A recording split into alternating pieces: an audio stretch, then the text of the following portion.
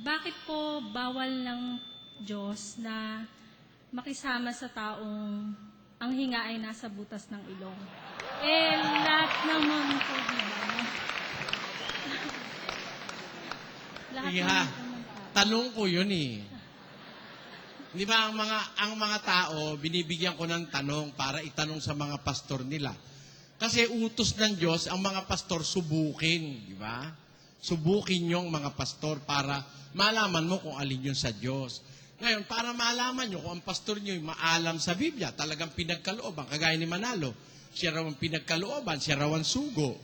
Di itanong mo sa kanya, anong kahulugan nito? Nasa Biblia, layuan mo ang tao na ang hininga ay nasa butas ng ilong. Wala naman yata ang taong ang hininga ay nasa tenga. Siyempre, basahin nga natin 2:22. Ayun, no? Layuan ninyo ang tao na ang hinga ay nasa kanyang mga butas ng ilong. Yan. Isa yan sa mga ipinapatanong ko sa mga tao. Pag sinagot ko sa iyo, mabubulgar na. Di ba? Mawawalan na ng malalaman na yan. Kasi ang programa natin, pinapakinggan ito sa buong mundo, lalo na ng mga iglesia ni Manalo. Kaya, diyan mo munang sumagot sila, makalipas muna ilang panahon, saka ako na lang sasagutin. Pero, masasabi ko sa iyo, hindi ka dapat lumayo sa katabi mo. Hindi ganun ang kahulugan.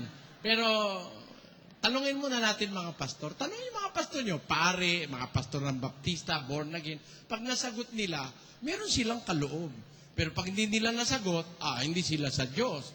Bakit? Yung sa Diyos kasi ang sabi, sa unang Pedro 3:15, na inyong sambahin sa inyong mga puso si Kristo na Panginoon, na lagi kayong handa sa pagsagot sa bawat tao na humihingi sa inyo ng katwiran tungkol sa pag-asang nasa inyo, gayon may sa kaamuan at takot. Nasa Biblia yun eh. Laging handa sa pagsagot. Dapat, lahat ng itanong mo, sasagutin, di ba? Ngayon, sabihin mo, ba't ako tinatanong ko? Kasi tanong ko yun, di naman sa yun eh. Di ba? Tinapatanong ko yan sa mga pastor para masubok nyo mga pastor. Saka na lang natin sagutin iyan.